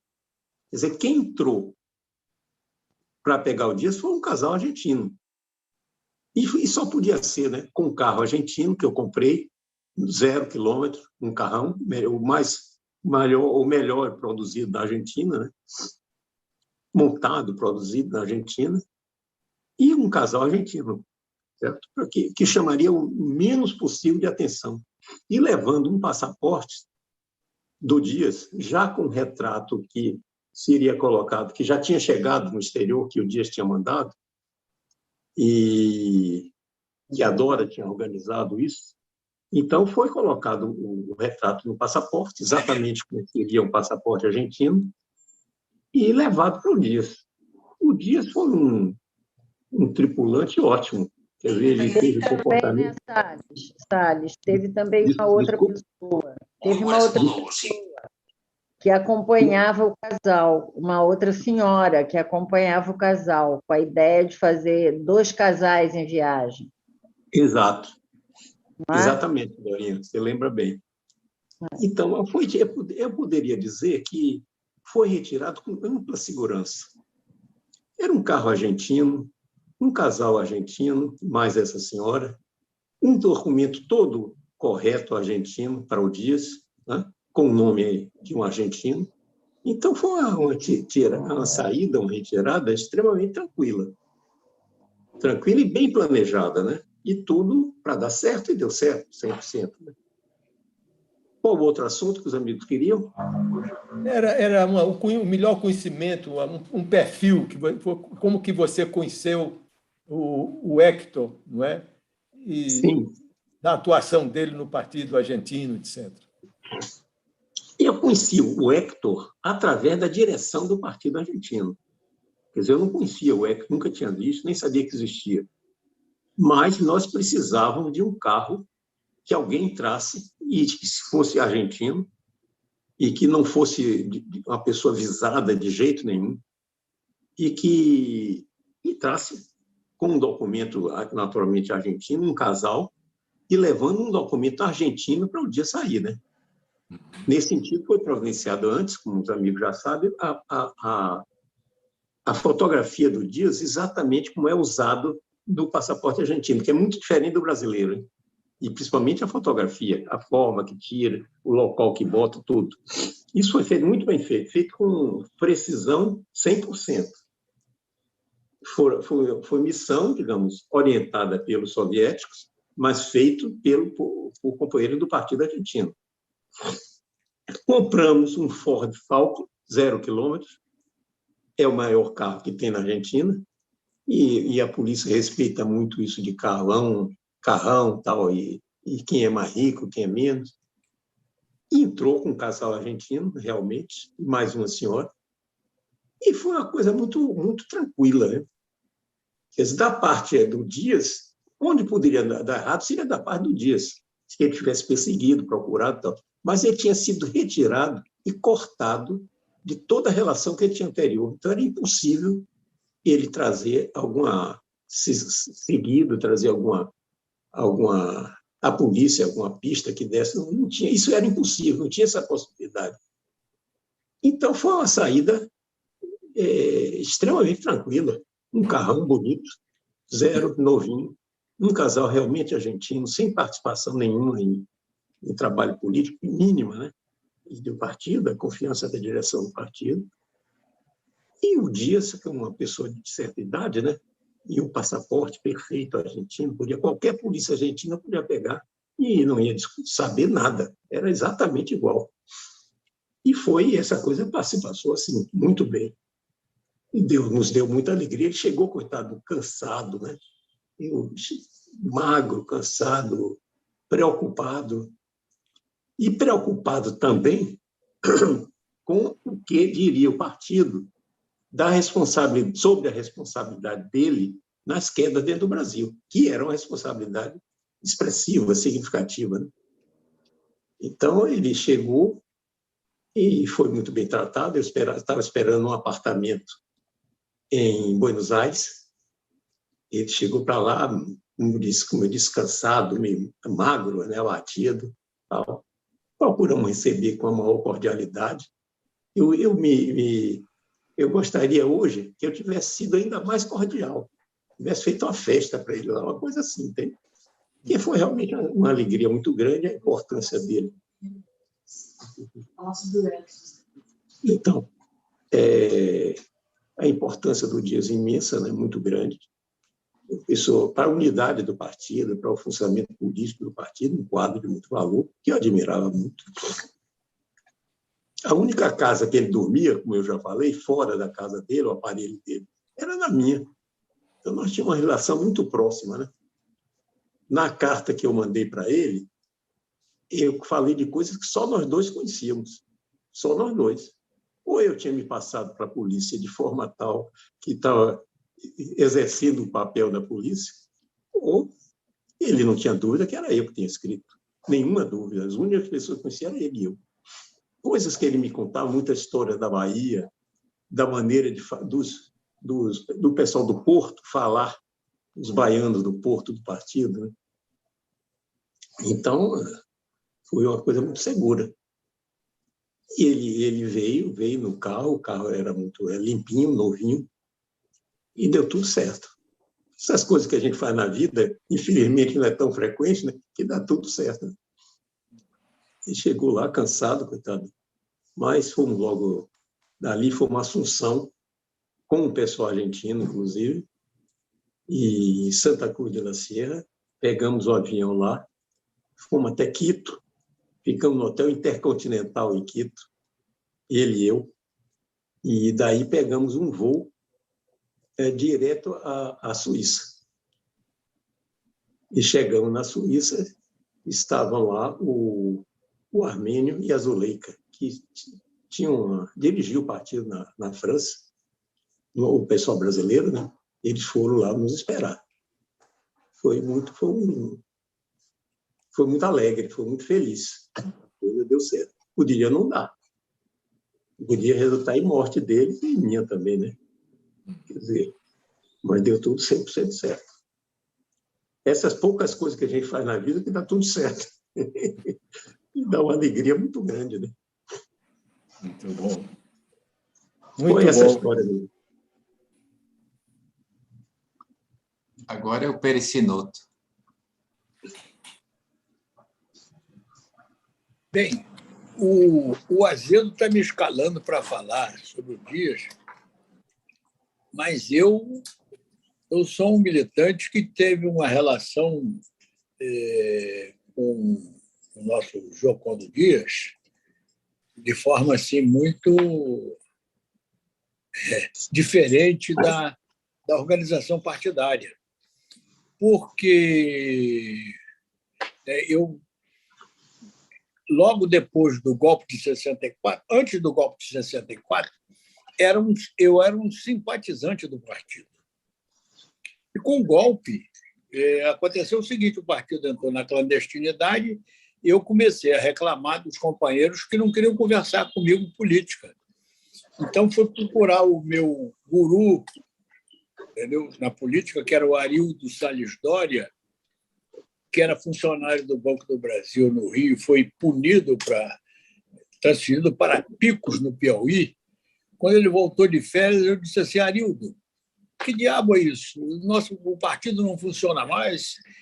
Quando eu vou falar com os companheiros, ele disse assim: o pessoal quer discutir mulher boa, samba, carnaval, praia, e, né, outras coisas agradáveis da vida, não querem falar mais de política. Ele falou: é lógico, o partido está em clandestinidade, você quer discutir política, o pessoal entrar em cana, ninguém vai dar papo a você. Tem uma boa notícia para te dar. E aí,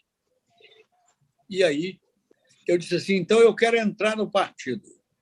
Bem, eu entrei no partido exatamente depois do golpe, através do Arildo Salles Doria, que, né, aqui todo mundo conhece, sabe quem é. Quer dizer, eu era um militante do partido, do setor bancário, e que, de repente, com, né, a desastre que houve aqui, a intervenção do Ministério, né, do Sindicato Bancário, Federação, né, eu passei a ser um militante importante para o partido, para a retomada da direção do sindicato. E confesso a vocês o seguinte: quando me disseram assim, você vai ser... Porque o sindicato antigamente tinha 5 cargos importantes: era o presidente, secretário, tesoureiro, diretor de sede, diretor de, entendeu? Procurador. Você vai ser o secretário-geral do partido, que em última instância era o substituto do presidente. Eu levei um susto, né? Quando me disseram que eu tinha que fazer ata, eu não sabia nem o que era ata. O que é ata? Então, eu fui aprendendo exatamente. Quer dizer, para mim, o partido foi uma universidade aberta, eu fui aprendendo e na década de 80 virei presidente do sindicato, mas durante o período pós-64, nós recuperamos o sindicato e eu fui cassado com base no AI-5, com mais 102 dirigentes sindicais. Quer dizer, então, eu não tinha nenhuma relação com a direção central do partido. Eu sabia que o Hércules era, eu sabia que o Preste era, que o Giocondo era, entendeu? Que vários outros companheiros eram da direção. Eu só fui tomar contato pessoal com os membros da direção do partido depois da anistia simpatia com o retorno deles ao Brasil. E aí me deram uma missão. Persinoto, você tem que organizar um assédio do partido, preferencialmente no centro da cidade. E daí eu descobri aonde funcionava lá a direção nacional do partido, na Avenida Presidente Vargas, entendeu? Aquele andar era de propriedade do sindicato dos gráficos, e eles queriam alugar, e eu aluguei, né? Eu fui o fiador daquele contrato, né? E a única recordação que eu tenho do Giocondo é que ele, como o maioral do partido, secretário-geral, entendeu? Ele fez uma carta de agradecimento, que, inclusive, eu já postei essa carta nos nossos meios de comunicação, agradecendo, quer dizer, a mim e a minha mulher, que era, na época, também filiada ao partido, né? E daquela decisão de ser fiador do lado onde o partido funcionava do Rio de Janeiro. E o que me chamava a atenção do Giocondo, porque eu ia muito à direção nacional do partido, era exatamente a sua simplicidade, né? Como dirigente nacional do partido, importante, ele tinha um comportamento não de chefe, era um comportamento de uma pessoa que sabia coordenar, entendeu? A ponto de, inclusive, participar de reuniões de bases do partido, quando ele voltou do exterior. O Zé Raimundo, que era da direção nacional do partido, bancário, foi presidente da Federação dos Bancários lá em Pernambuco, do Norte, e veio para o Rio de Janeiro clandestino, enfim, e que era do secretariado, não sei se o Takal se lembra do Zé Raimundo. Lembro. Exatamente. Lembro muito bem. Muito bem. O Giocondo, nesse período em que aquela confusão toda, quem está com Prestes, quem não está com Prestes, entendeu?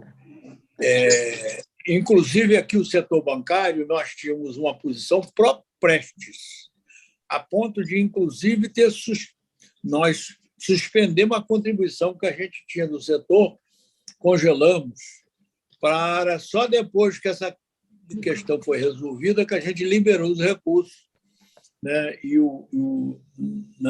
Para que os recursos que a gente tinha para o partido subissem à direção central do partido. Quer dizer, esse é o Giocondo que eu conheci, né? De corpo e alma, assim, quando ele veio do exílio. Antes eu só tinha notícia pelos jornais e pela informação do partido. É isso que eu tenho que dizer, entendeu? Eu acho que é uma figura humana. Eu guardo essa carta de agradecimento dele com um detalhe. Ele fez a carta agradecendo a minha mulher, que chama-se Glória Márcia Persinoto, mas quando o ofício que ele mandou, a carta que ele mandou, ele não assinou como nem presidente, nem secretário-geral, entendeu? Ele assinou em nome da direção simplesmente Giocondo Dias. Né? Ele era assim mesmo. Ele era isso mesmo. Pessoa simples. É isso que eu tinha que dizer, se é que eu posso dar algum testemunho da minha relação com o Giocondo. Foi assim. E acho que ele tinha muita clareza política, né? Sem arroubos, né? Eu, inclusive, visitei o Prestes quando chegou do exílio, lá onde ele estava, acho que era num apartamento que era do Saldanha, lá no Conjunto dos Jornalistas, e ele me disse o seguinte: eu fui lá com alguns companheiros e ele me disse o seguinte: eu estou escrevendo uma carta aos comunistas porque eu não confio nesse Comitê Central. Esse Comitê Central é todo direitista, entendeu? Não tem futuro. Exatamente. É isso. E aquilo me desencantou, porque quem disser aqui que foi do partido e que nunca teve assim uma simpatia geral pelo Prestes, eu acho que está mentindo, né? Nós todos respeitávamos e tínhamos uma admiração. Mas o fato dele dizer, né, para mim e algumas pessoas que estivemos lá, de que o Comitê Central ele não podia confiar porque era um bando de direitistas, aquilo me deixou, de certa maneira, preocupado e né, o afastamento se deu a partir daí. Vou falar que eu tenho que sair. Alô? Alô? Azedo, a Dora quer falar. Não, eu vou ter que sair. Eu estava querendo me despedir de vocês, porque eu vou ter que sair. Eu tenho um compromisso agora, eu vou ter que sair. Bem, Dora. Muito prazer, Dora. Muito prazer, viu, Dora? Você já me viu no filme, né? Não, é que eu não assisti o filme, mas eu vou assistir. Mas eu estou vendo você ao vivo. Então, Dora, antes de você sair, um grande abraço, uma Dora. coisa que eu queria falar com vocês é o seguinte: o nosso amigo aqui, o Mano Silva, está escrevendo um livro sobre a história do partido. São 2 jornalistas que estão escrevendo livros no momento sobre a história do partido. O Carlos Marque e o Eumano. O Carlos Marque vai contar a história até o 6º Congresso e o Eumano a partir do 6º Congresso.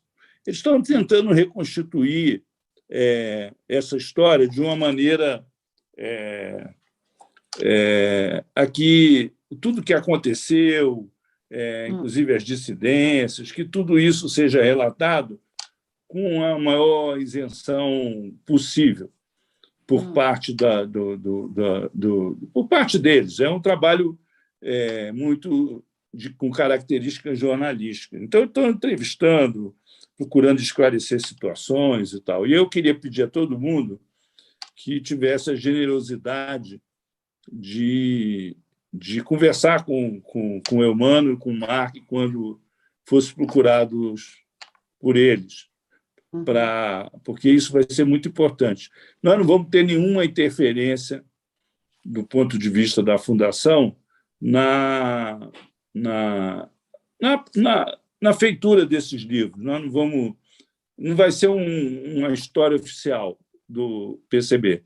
Será uma história contada por 2 jornalistas profissionais, com a maior isenção possível e buscando sempre a verdade dos fatos. Então, o realismo socialista? Hein? É o realismo socialista? Não é realismo socialista, não. Ele vai ouvir, ele está ouvindo, inclusive, o pessoal que saiu, que rompeu, ele está ouvindo todo mundo. Bem. Ele não está... Não vai ser uma coisa chapa branca. Não. A outra coisa é o seguinte: o Caetano é o diretor-geral da Fundação. Eu queria que ele pedisse a ele para encerrar a nossa conversa. Já são 8h30, né? Sim. As pessoas estão... O Frechico sair. E o Frechico? Frechico entrou, saiu, se enrolou com o microfone. Fiquei trocando mensagem com ele, mas eu acho que ele desistiu. O Frechico era um personagem importante porque ele estava junto com o Giocondo quando houve a conversa do Giocondo com o Lula. Isso. Então, eu queria muito que ele relatasse para nós como é que foi essa conversa e tal. Mas a tecnologia aqui não facilitou a vida dele, não. Eu também queria muito, viu, Azedo, escutar esse relato dele aí. Não é a tecnologia, não bota a culpa na tecnologia, bota a culpa no operador da tecnologia. Tá certo. Agora, olha só, antes do Caetano falar, eu quero logo deixar um abraço para ele, porque realmente eu tenho que sair, senão eu vou chegar atrasadíssima. Então, eu quero desejar boa noite para vocês, me despedir, e deixo um abraço para o Caetano, que vai entrar aí agora, né? Com ele eu falo de vez em quando, tá bom? Ok, Dora. Boa noite. Muito prazer, obrigado, Dora, pela participação. Muito prazer, Dora. Um beijão. Segurar, hein? Obrigado. Tchau. Bom, companheiros, boa noite a todos os que eu conheço, a todos os que eu conheci hoje, né? Takao, por exemplo, que eu não conhecia pessoalmente, conheço agora de tela, né? Vi o Takao hoje aí, né? E queria, antes de encerrar, eu queria falar um pouco sobre o filme também, porque, bem ou mal, eu participei dele, acompanhei Vladimir nesse percurso. Queria só, sem fazer repetições, queria pontuar uma ou duas coisas sobre o filme. Algumas já foram ditas, mas eu vou repetir aqui, não é? A primeira coisa que eu queria dizer sobre o processo de como o filme foi feito, o Vladimir falou já. Eu já disse isso antes, em outro debate como esse. O primeiro tijolo que a gente teve, as primeiras entrevistas com Salles, com Hector, a entrevista com o Hector, principalmente, foi um lance de sorte. A entrevista com Hector caiu no nosso colo sem que ninguém esperasse isso. Mas, como eu também já disse antes, o que veio depois não foi sorte. E o que veio depois foi que o Vladimir construiu em cima desse tijolo um filme que eu considero um verdadeiro assim, monumento de memória política desse país. Eu sou suspeito, porque eu estava junto, mas acho esse filme excepcional. Acho que esse filme resgata uma figura histórica importantíssima, muito relevante. Não é? Eu não conheci pessoalmente muito bem o Dias, eu tinha estado com ele numa reunião apenas, estive com ele numa reunião aqui em Brasília em 86. Não é? Hoje em dia eu posso dizer que eu conheço o Dias um pouco mais, porque acompanhei as entrevistas, eu conversei com todos os companheiros que foram entrevistados e pude entender um pouco mais a trajetória desse dirigente do partido que teve uma experiência insurrecional, uma experiência de assim, clandestinidade pesada, e ver como essas duas experiências direcionaram ele no sentido de uma posição política aberta, democrática, ou seja, essa experiência convenceu ele de que não há mudanças nesse país fora do caminho da democracia. E eu acho isso uma coisa importante, uma coisa fundamental e uma perspicácia política dele, ou seja, ele sofreu as experiências na pele e soube tirar as conclusões políticas corretas. Isso é o que eu, digamos assim, aprendi participando desse filme, ouvindo os companheiros todos que nele falaram e que nele foram entrevistados. E queria fazer uma seleçãozinha aqui do que mais me impressionou no filme, de todos os casos que foram contados. O que eu achei mais impressionante foi a narração por parte de vários companheiros, do Sérgio Moraes, de outros, Regis, do impacto que a volta do Dias teve na direção que estava fora do país. E esse impacto eu vou resumir dizendo que todo mundo disse que o Comitê Central estava caminhando num rumo, o Dias chegou e 6 meses depois o Comitê Central estava andando no outro rumo. E o que houve nesses 6 meses? Houve que o Dias chegou com informação, primeiro, que os que estavam fora não tinham. O Dias chegou em 76, em março de 76 lá. O Dias tinha visto as eleições de 74, sabia o que elas significavam, e os companheiros que estavam fora exilados, estavam submetidos a todas as, digamos assim, limitações que o exílio impõe sobre quem está fora, que é um certo isolamento da realidade do país. Então, o Dias chegou lá sabendo que depois das eleições a ditadura estava em retirada. E os companheiros que estavam lá conheciam as eleições de ler notícias sobre elas. Então, tinham um conhecimento indireto e subestimavam o impacto que essas eleições tiveram. E o segundo ponto que foi decisivo para o impacto do Dias junto aos outros dirigentes, foi a capacidade pessoal dele de gerar consenso. O Sérgio Moraes tem uma parte que ele diz no filme que o Dias, quando ele conversava com uma pessoa, ele não tentava convencer a pessoa 100%, fazer ela sair da sua posição e ir para a posição dele. O Dias tentava reduzir divergências. O Sérgio, ele diz no filme, né? Ou seja, a cada encontro ele tentava reduzir divergências e a cada encontro ele ampliava consensos. Então ele era um dirigente que, em poucos meses, ele conversando com os outros dirigentes, ele trouxe a notícia das eleições e ele convenceu os dirigentes da importância que as eleições haviam tido e como o processo político do país tinha tido uma inflexão de rumo. O rumo não era mais o avanço da ditadura. O rumo era, em 76, já a retirada da ditadura. E o Dias tinha consciência disso e teve a capacidade de convencer a maioria do Comitê Central para essa postura, para essa posição. Eu acho que isso é um mérito extraordinário.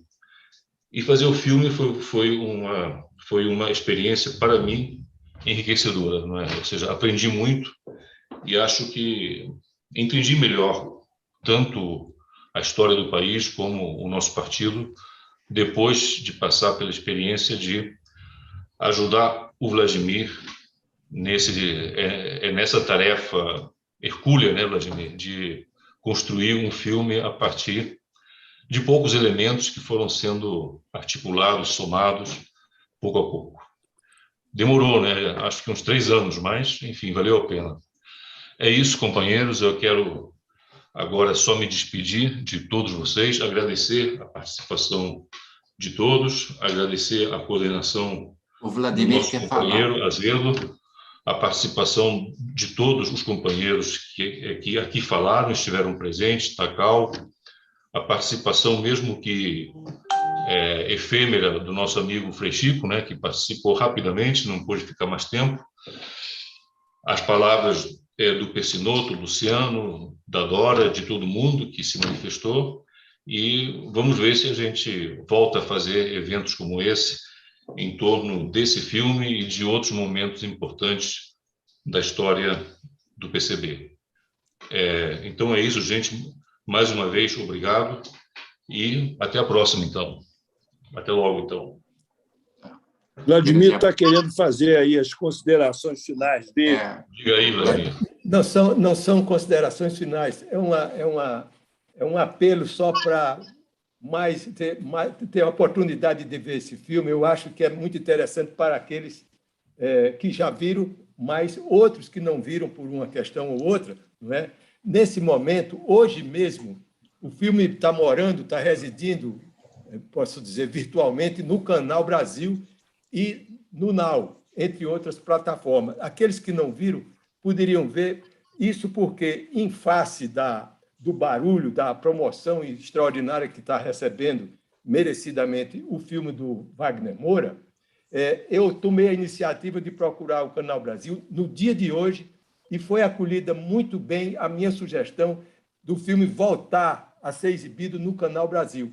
E, portanto, é uma facilidade, talvez, para aqueles que não viram assistirem o filme, o que é muito importante para a informação nossa, interna e externa, desse assunto Giocondo Dias. Era isso. Hoje mesmo falei com a direção do canal e eles acolheram e vão promover, dentro de alguns dias, a rentrée, digamos assim, do filme no Canal Brasil. Era isso, só como informação, depois a excelentíssima fala do Caetano Araújo. De minha parte, muito obrigado. Então... Ô, Vladimir, parabéns mais uma vez pelo livro, pelo filme, hein? Maravilhoso, bom demais. Parabéns. Obrigado, gente. Depois eu procuro, viu? Takal, vou te procurar depois. Grande abraço. Nos falamos. Nos falamos. Não vamos perder o contato. Tá? Um grande abraço para todos. Vladimir, vou te procurar também, viu? Abraço. Joia.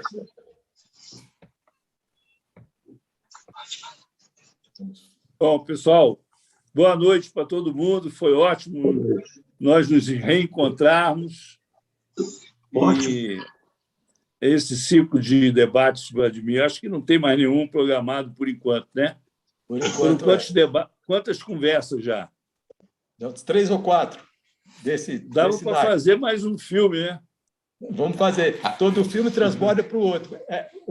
Esse encontro de hoje provou. Você trouxe assim quase que umas 3 sequências só da sua fala, fora os outros aqui presentes que contribuíram para que... Agora eu vou fazer uma pergunta para o Takal. Você viu o filme do Marighella, Takal? Não cheguei a ver, porque eu tomei agora a terceira dose e só agora eu estou disposto a enfrentar a pandemia, né? Depois eu vou ligar para você, depois que você assistiu o filme, eu queria saber que você desse a sua opinião. Sim, mas né? a opinião que eu tenho é o seguinte, que ele é... Uma coisa é documentário, outra coisa é o filme. E ela é meio hollywoodiano, né? Mas, de toda maneira, ele coloca a personalidade do Marighella na linha de frente, enfim, na luta de resistência contra a ditadura. Quer dizer, eu acho que esse é o mérito. O resto é filme, né? Enfim, eu acho que é diferente de um documentário. Eu queria dizer que eu já li o livro do Dias, quer dizer, já que ele editou lá atrás, né? Então, conheço a história de vida do companheiro Dias, mas eu agradeço o seu convite, viu, Azedo? Eu estou com saudade de você, Takal. Quando eu for a São Paulo, eu estou para ir a São Paulo aí, nós vamos marcar a conversa. Você, Baianinho e o Frei Chico. Tudo bem. Vamos almoçar. Sim, sempre às ordens. Aí você virar vai conhecer o Baianinho da Toca lá na roça. É isso mesmo. Então, um grande abraço. Boa noite para todo mundo. Boa noite. Muito obrigado, viu, por tudo. Até a próxima. Tchau. Obrigado. Um abraço. Foi ótimo o reencontro. Tá. Obrigado. Muita saudade.